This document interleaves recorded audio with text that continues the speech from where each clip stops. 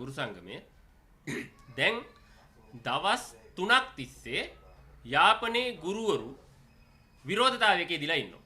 මේ විරෝධතාවයට හේතුව අසාධාරණ විදියට ලියාපදිංචි නැති රූකඩ ගුරු සංගම් කිහිපයක් එක්ක එකතු වෙලා ගුරුවරු අතිරික්තයි කියලා ඊටාම දුෂ්කර ප්‍රදේශවලට වුන්ව ස්ථාන මාරු කර යැවීම.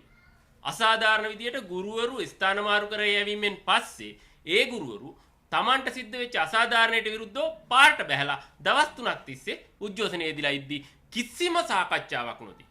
ඔවුන් එක්ක කිසිම සාකච්ඡාවක් නොකර ඊටාම උද්දච්ච විදියට හැසිරෙන මේ පාලකයෝ දැන් පළාත් මට්ටමින් පිහිටවලා තියෙන ජාතික පාසල් මාරු මණ්ඩලේ ඊයේ මහරෑ හදිසියේ අවලංගු කරනවා. මේ අවලංගු කිරීමෙත් අමාත්‍යාංශ නිලධාරී අතරමඟ යමින් ඉද්දි අමාත්‍යාංශ මුදල් වෙන් කරලා ඉන්ධන වියදම් කරගෙන මගට ගිහිල්ලා ඉද්දි මේක අවලංගු කිරීමත් එක්ක ඒ නාස්ති වෙච්ච මහජන මුදල් වල ඒ නාස්ති පියවගන්නේ කොහොමද?